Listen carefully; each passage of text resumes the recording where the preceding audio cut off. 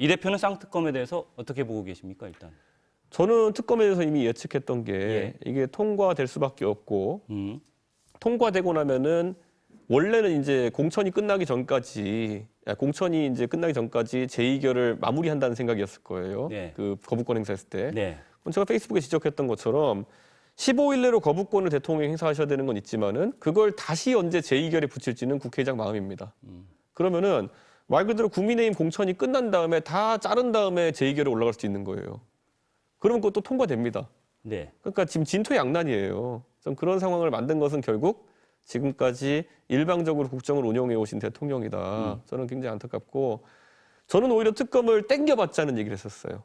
무슨 말이냐면 지금 12월 28일까지 끝까지 이렇게 목에 차가지고 받는 게 아니라 예. 지금 그래서 하는 모든 말은 봐줘거든요. 국민의힘이 지금 하는 모든 말은. 지금 통과시키되 수사 개시 시점은 뭐 그렇죠. 미루자 이런 말 다 봐줘예요. 예. 지금까지는 굉장히 고압적으로 사정정국을 이끌다가 네네. 우리가 수사받을 타이밍이 되니까 봐줘 이런 얘기 하는 거거든요. 예. 근데 이거는 민주당 입장에서 미쳤냐 이렇게 되겠죠. 바로 송영길 대표가 구속된 게 이번 주 초거든요. 그렇다면은 야 한창 민주당 수사할 때는 신나게 하더니만은 지금 와가지고 김건희 여사 수사한다니까 왜 봐줘라고 얘기해? 이게 아마 국민 여론이 될 거거든요. 예. 그리고 민주당이 받을 수도 없어요. 예. 서로 사정정국하지 말고 특검하지 말자 그러는 순간 민주당도 야합 세력이 되는 겁니다. 그렇기 때문에 국민들은 그것도 바라지 않을 테고 결국에는 갈 수밖에 없어요, 이거는. 그렇다면은 한동훈 전 장관은 뭐 장관 시절이긴 했습니다만은 김건희 여사 특검법을 악법으로 규정하면서 명품 수수 의혹 같은 경우에는 또 몰카 공작이라고 규정을 했고요. 어떻게 대응할 걸로 보세요? 저는 대응 방법이 제가 생각했을 때는 그냥 특검을 받아들이는 수밖에 없다라고 생각하는데요. 네.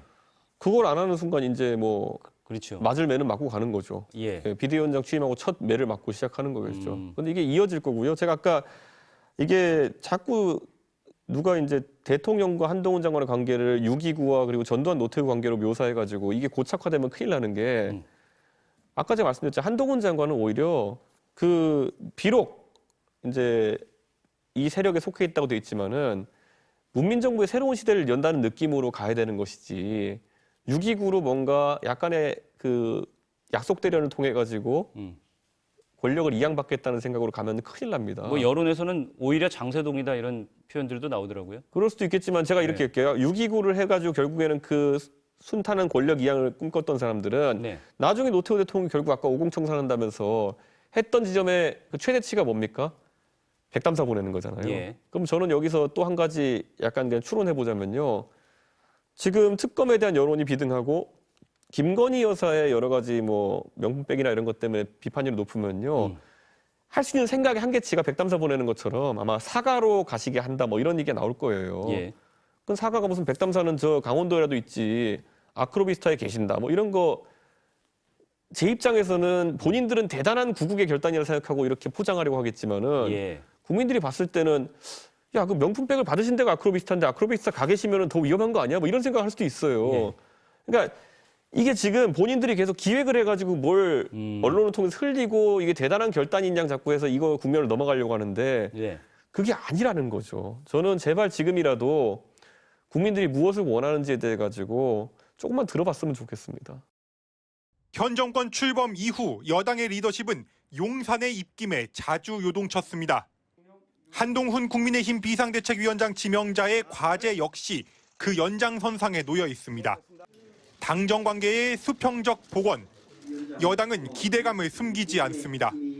두 분 사이에는 기본적인 신뢰관계가 형성되어 있기 때문에 오히려 허물없고 진솔한 대화가 가능할 것입니다. 야당은 일찌감치 한 지명자를 향해 포문을 열었습니다. 한동훈 비대위원장은 윤석열 대통령에 대해서 과감하게 할 소리 해주십시오. 특검도 받자. 바로 그것이 혁신이고. 오는 26일 공식 추대를 앞둔 한 지명자는 취임 이틀 뒤로 예고된 야당의 쌍특검법 처리 압박에 직면해 있습니다. 특히 김건희 여사 주가 조작 의혹 특검법은 연말 전국의 최대 뇌관으로 떠올라 있습니다. 한 지명자가 이미 총선을 앞둔 선전선동 악법이라고 혹평했지만 협상의 여지를 남겼다는 해석도 나옵니다. 법 앞에 예외는 없어야 합니다. 그리고 국민들이 보시고 느끼시기에도 그래야 합니다.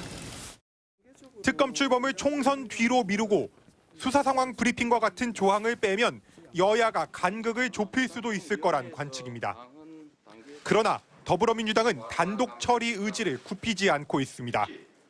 검찰이 제대로 수사를 했다면 애초부터 김건희 특검은 할 필요도 없었습니다. 국힘당의 반대 때문에 총선을 앞두고 처리하게 된 것입니다.